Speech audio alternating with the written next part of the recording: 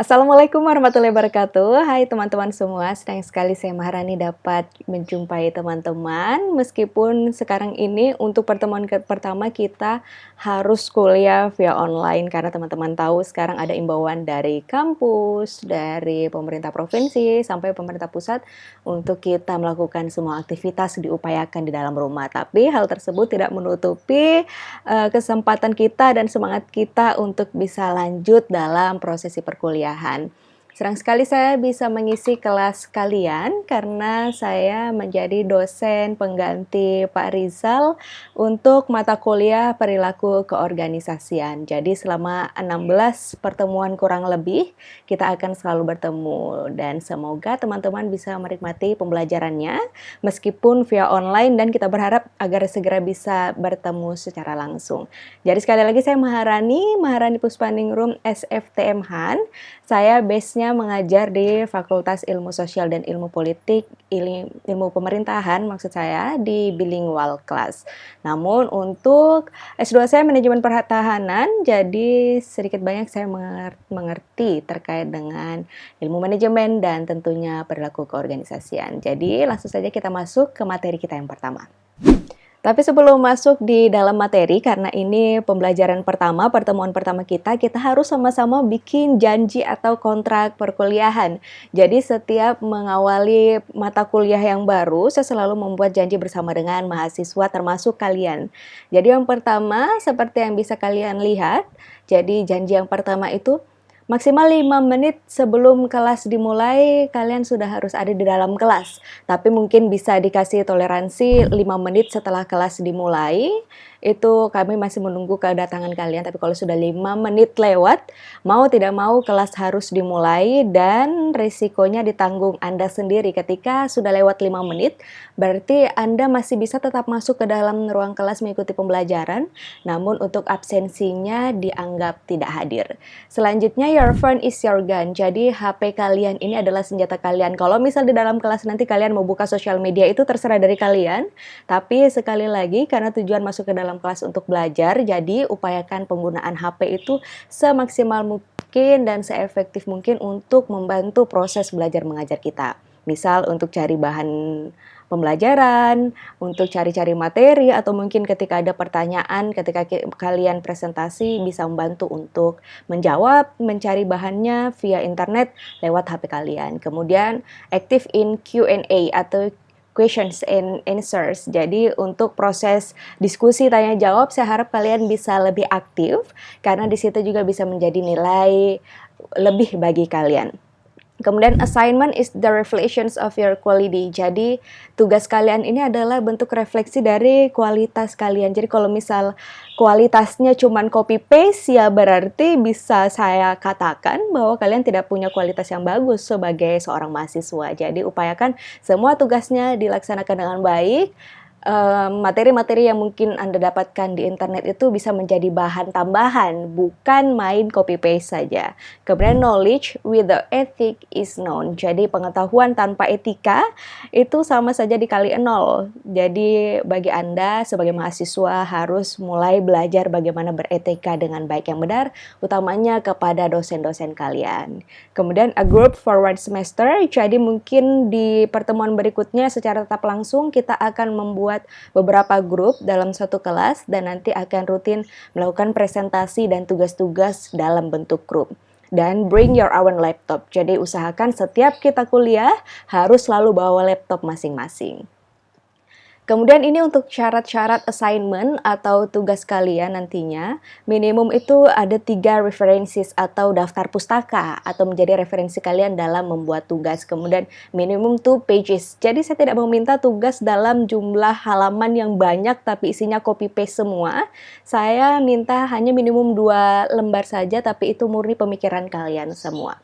Jadi write down as much as you want. Jadi kalau misal dalam pemikiran kalian itu banyak yang harus dituangkan, tuangkan saja sebanyak mungkin. Tapi sekali lagi originally your mind, jadi itu pure hasil pemikiran kalian, bukan hasil pemikiran internet. Dan originally your mind, asking is better than cheating. Jadi ini berlaku untuk kita dalam proses ujian. Jadi kalau nanti ada soal, misal kita menjalankan ujian, kemudian Kalian bingung soalnya maksudnya apa, bisa langsung bertanya ke saya gitu. Jangan mencontek punya temannya. Nah, untuk syarat ketentuan penulisan soal ininya, jawabannya dalam bentuk tugas harus dalam kertas A4, marginnya 222, fontnya Arial, size 12, space 1,5. Kemudian harus bikin cover dan harus ada referensi atau daftar pustaka. Kalau tugas kalian tidak ada referensinya, saya anggap tugasnya tidak lolos dan harus diulang kembali. Nah, kita masuk ke dalam materinya secara langsung soal perilaku keorganisasian. Jadi yang nampak pertama ini adalah wujud manusia. Manusia yang sangat simpel. Jadi ada yang menyebutkan bahwa manusia ini the wanting creator. Jadi manusia ini adalah seorang sosok yang betul-betul tidak ada batasnya dalam hal keinginan. Jadi selalu ada keinginan terus-menerus meskipun sudah mendapatkan sesuatu.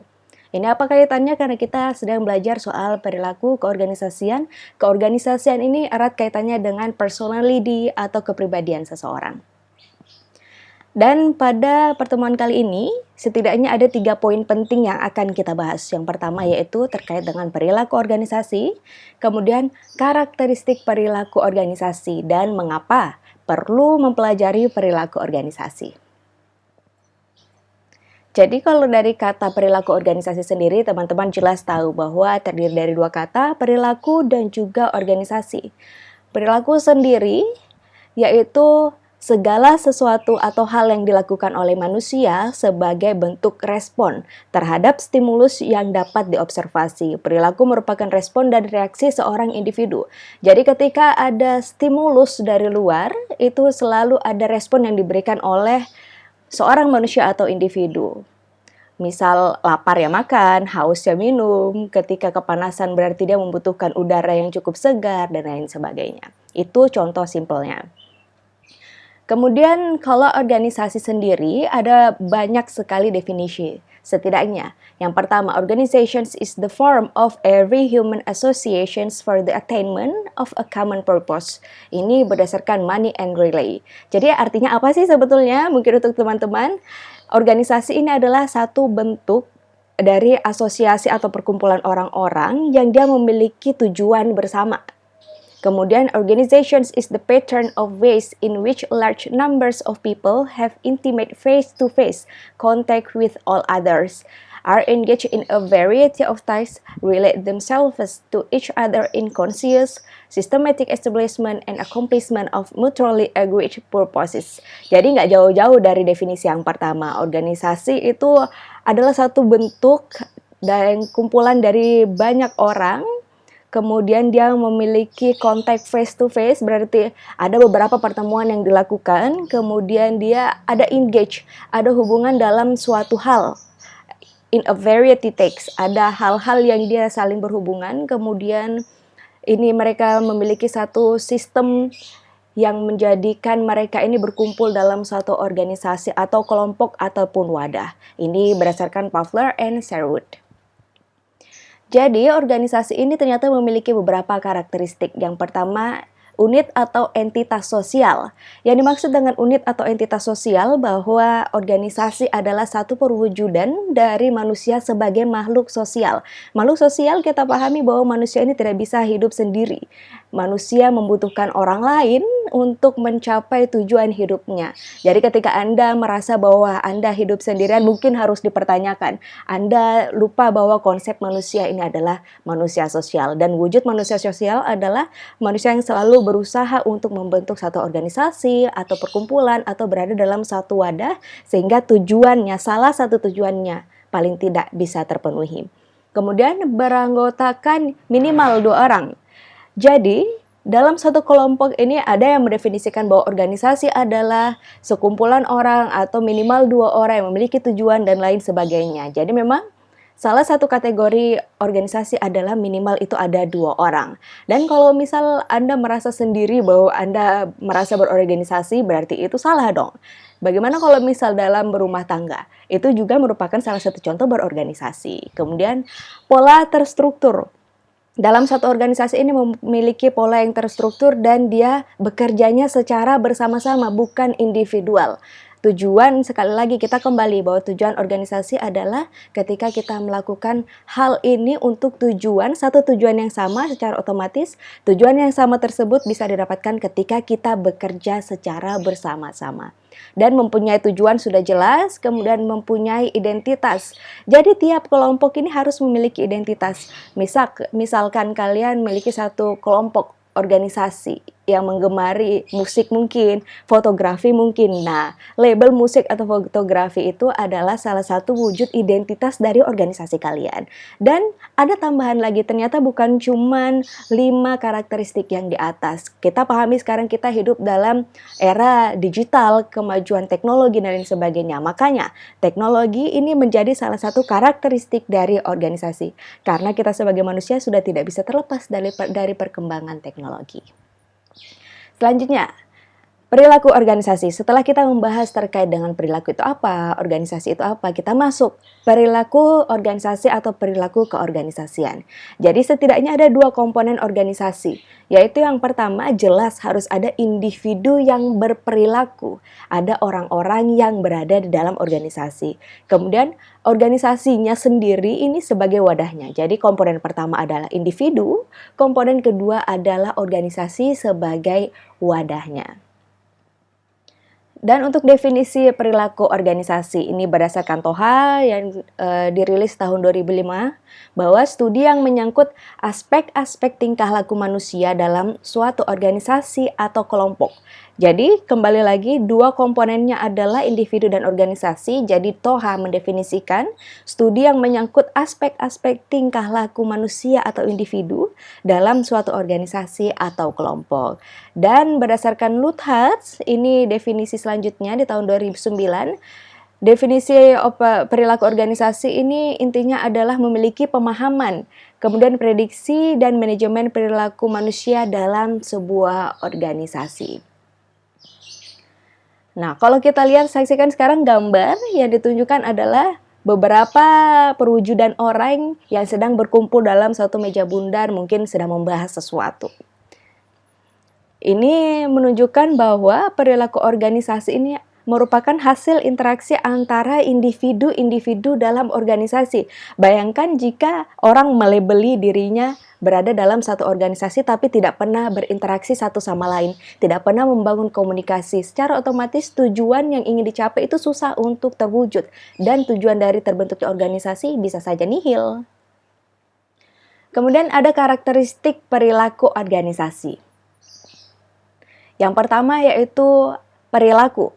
Fokus pada perilaku individu dalam organisasi. Jadi perilaku organisasi sendiri, fokus utama pembahasannya itu adalah pada perilaku, di mana yang menjadi fokusnya pada perilaku individu dalam sebuah organisasi. Kemudian harus ada strukturnya, yaitu hubungan yang bersifat tetap dan perancangan pekerjaan dalam organisasi, serta harus adanya aturan-aturan yang berada dalam satu organisasi. Kemudian proses ini merupakan interaksi antar anggota organisasi, meliputi komunikasi, kepemimpinan. Ini juga masuk ke dalam bagaimana proses dalam menciptakan satu kebijakan gitu. Jadi itulah minimal ada 3 karakteristik yang membentuk satu perilaku organisasi, dan perilaku, struktur, serta proses ini saling berkaitan satu sama lain. Sedangkan sekarang muncul pertanyaan mungkin di benak kalian, mengapa sih perlu mempelajari perilaku organisasi? Ini menurut Vecchio yang dikutip dari Wibowo tahun 2013, bahwa setidaknya ada 3 lagi. Yang pertama, alasan kita harus mempelajari perilaku organisasi utamanya bagi orang-orang manajemen ya. Practical applications, jadi bermanfaat dalam pengembangan gaya kepemimpinan Anda nantinya, pemahaman interpersonal juga, pengambilan keputusan dan lain-lain. Karena nanti di pembahasan-pembahasan berikutnya kita banyak akan membahas terkait bagaimana mempelajari seseorang atau personality atau kepribadian seseorang. Jadi ketika kamu nanti mungkin bisa menjadi pejabat atau pemimpin dalam satu organisasi, setidaknya kalian sudah bisa melakukan analisis, oh ini anggota saya yang memiliki kepribadian seperti ini. Secara otomatis untuk treatment, untuk perlakuan yang Anda berikan itu tidak disamaratakan gitu. Jadi Anda harus memiliki bekal dalam mengetahui bagaimana personality orang, dan di situ nanti kita akan bahas di pertemuan berikutnya. Kemudian ada personal growth. Jadi memberikan pengetahuan dan wawasan diri lebih besar. Jadi ketika kita belajar nanti perilaku organisasi, kita akan belajar terkait dengan motivasi, emosi juga, dan kekuatan juga. Jadi banyak yang akan kita bahas di dalam perilaku organisasi yang kita pelajari nanti pasti akan bisa membentuk personality kalian menjadi lebih berwawasan luas. Kemudian increase knowledge, jadi bisa meningkatkan pengetahuan Anda, dapat menggabungkan pengetahuan tentang manusia dalam pekerjaan sehingga nanti ketika menjadi seorang pemimpin tidak akan salah dalam memperlakukan anak buahnya atau rekan kerjanya, dan juga bisa lebih berhati-hati dalam mengambil kebijakan yang tentunya dapat bermanfaat bagi orang-orang di organisasi kalian, sehingga tujuan dari organisasi bisa tercapai juga. Kemudian ada hubungan keterkaitan ternyata antara manusia, organisasi, dan juga manajemen dalam bentuk segitiga. Nah, kalau misal Anda lihat sekarang ini direpresentasikan dengan segitiga yang ternyata ada tanda panahnya gitu kan. Tanda panahnya ini saling berhubungan satu sama lain. Itu menunjukkan bahwa selalu ada keterkaitan antara manusia, organisasi, dan juga manajemen sebagai ilmu yang sekarang Anda pelajari. Kemudian selain itu ada juga ilmu-ilmu yang mendasari perilaku keorganisasian. Nah, ini salah satu hal yang penting, ternyata perilaku organisasi ini dibentuk oleh ilmu-ilmu sebelumnya gitu. Seperti ada psikologi, ada sosial psikologi, sosiologi, antropologi, bahkan nanti kalau teman-teman bisa kembangkan dan cari referensi yang lain itu bakalan ada politik juga di dalamnya. Seperti itu penjelasan dari perilaku organisasi kurang lebih, karena ini sebagai materi pertama kita, pembuka kita, hanya sebagai acuan bagi Anda untuk memahami apa yang dimaksud dengan perilaku keorganisasian. Tapi untuk memperdalam pengetahuan Anda sebagai awal perilaku keorganisasian, Anda harus mengerjakan setidaknya ada 3 soal yang saya berikan kepada Anda. Yang pertama itu, jelaskan keterkaitan antara manusia, organisasi, dan manajemen. Kalau yang ini gambarnya bisa kembali ke sini. Jadi coba Anda jelaskan bagaimana sih keterkaitannya antara manusia, organisasi, dan manajemen. Apakah saling mendukung satu sama lain, peran manusia di situ seperti apa gitu ya. Kemudian yang kedua, jelaskan ilmu-ilmu yang mempengaruhi perilaku keorganisasian, serta mengapa ilmu tersebut dapat memberikan pengaruh besar dalam perilaku keorganisasian. Ini merujuk ke bagian yang sebelah sini. Setelah itu, jelaskan mengapa perilaku keorganisasian ini sangat penting dalam pembelajaran manajemen. Jadi, itu setidaknya ada 3 pertanyaan yang harus Anda jawab, dan saya tunggu jawaban kalian nanti malam. Anda langsung cek saja di Google Classroom, karena setelah ini materi akan saya upload, dan kalian harus dengarkan dengan sesama dan kerjakan dengan sebaik-baik mungkin. Ikuti instruksi assignment atau pekerjaan tugasnya yang di awal tadi. Semoga bisa bermanfaat video kali ini, dan sampai ketemu di video-video selanjutnya. Wassalamualaikum warahmatullahi wabarakatuh.